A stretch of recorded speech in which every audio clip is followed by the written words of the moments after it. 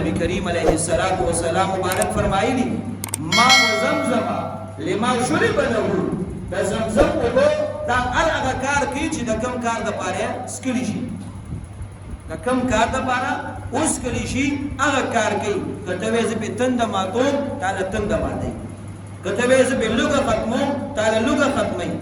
که ته وایې زما په بدن کې مرض او بیماری دي خو چې ستا پې اعتماد وي د الله رب العالمین د پیغمبر په خبره دی اعتماد وي نو بیا به دا اثر کوي یو لوی محدث ابن حجر اسقلانی رحمت الله علیه ډېر لوی محدث تیر شوی ډېر لوی علما ذکر کوي وایي د امام بخاري رحمت الله علیه چې بخاري شریف لیکلی و نو ګورې ټولو مسلمانانو د هغې احسان دا ټول د هغه د احسان لاندې ابن حجر اسقلانی رحمت الله علیه د بخاري شریف شرح چې کله ولیکله وایي د هغه د احسان جواب یې وکړو چې ستا احسان ختم شو بس تا د کتاب خدمت ما وکړو د هغې د حل کولو دپاره مې شرحه لیکلې ده وایي د هغه احسان بدله ادا شوه دومره لوی عالم او دومره لوی کار یې کړی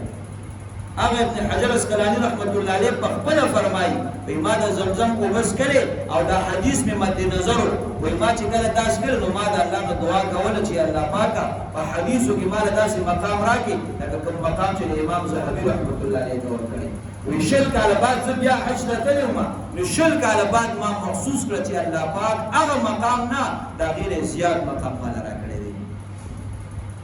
هغې نه زیات مقام ماله راکړی دی خطیب بغدادي رحمت الله علیه دا یو لوی محدث تېر شوی دی او داسې عجیبه سړی تېر شوی دی داسې په حدیثو کې فن داسې نشته دی چې ده پکې کتاب نه لیکلي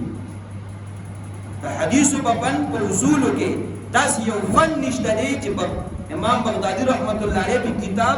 نه لیکلي خو د الله رب العالمین نه 3 دعاګانې کولې فرمایي مې د زمزم اوبه مې څکلې او 3 دعاګانې مې د الله نه وکړې وایي د هغې برکت و چې هغه 3 وانه خبرې الله پاک سر ته ورسولې دا د حدیث مبارک باندې زما او ستا دپاره د مشاهدې دلیل دی سفیان ابن عیینه رحمه الله دا هم ډېر لوی محدث تېر شوی هغه ته یو کس راغلی او تپوس یې ته وکړو حضرت وایي دا حدیث مبارک کې چې راغلی چې ماء زمزم لما شرب له د زمزم اوبه چې د څه دپاره وڅښلی شي هغه فایده ورکوي وایي دا څنګه دی سفیان ابن عیینه رحمه الله ورته فرمایي دا صحیح دی دا حدیث صحیح دی د دې خپل اثر یي هغه کس ورته وایي ما خو د زمزم اوبه اوس وڅښلې او ما په زړه کې دا وکړو چې دا اوبه ځکه څښمه چې سفیان ابن عیینه نه 200 حدیث یاد کړم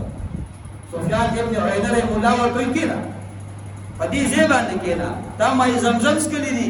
د هغې اثر به یي په هغه مجلس کې ورته 200 حدیث یاد کړم ولې وایي تا چې د کوم غرض دپاره اوبه څښلي دي دا غرض به الله پوره کوي ځکه دا د الله پیغمبر ویلي دي بس په دغه مجلس کې ورته 200 حدیث یاد کړم ورته بیان کړم د زمزم اوبه دا اثر لري چې ته د څه مقصد دپاره استعمالوي او ته څښې هغه مقصد به الله پاک تعالی درکوي خو سره د دې چې ستا پې عقیده برابر وي نو دا دومره حیثیت او فضیلت الله رب العالمین په دغه ماء زمزم کې ایږدلی دی